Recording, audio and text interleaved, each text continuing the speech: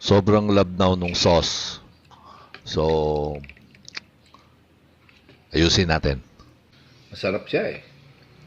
Kaya lang sabaw ng hipon, hindi dapat kaya Ewan ko, ngayong tapos na ako kumain, saka ko naman naisipan na i-enhance etong sandali lang naman to eh. Lalagyan ng flour or tama-tama meron akong giniling na malagkit dyan. Ilalagay ko dyan para maging malapot siya.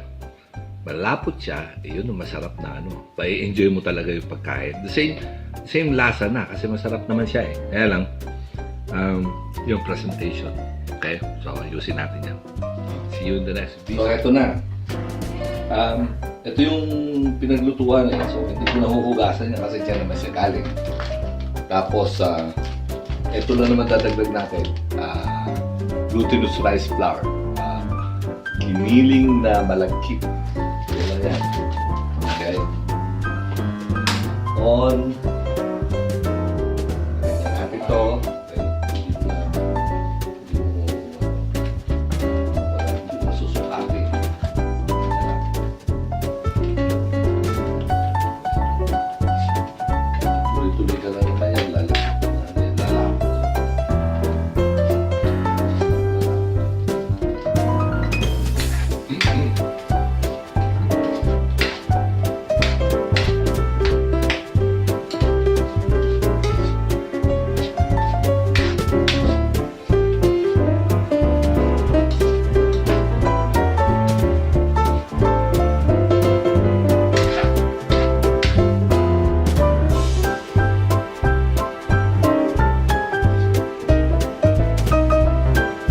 Ganyan natin ito.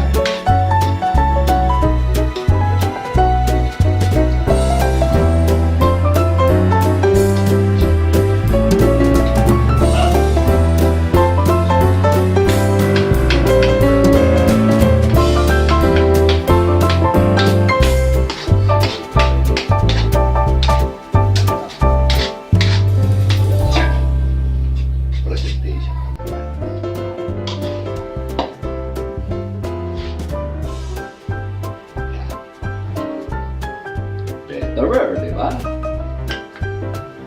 Sa lahat better than earlier.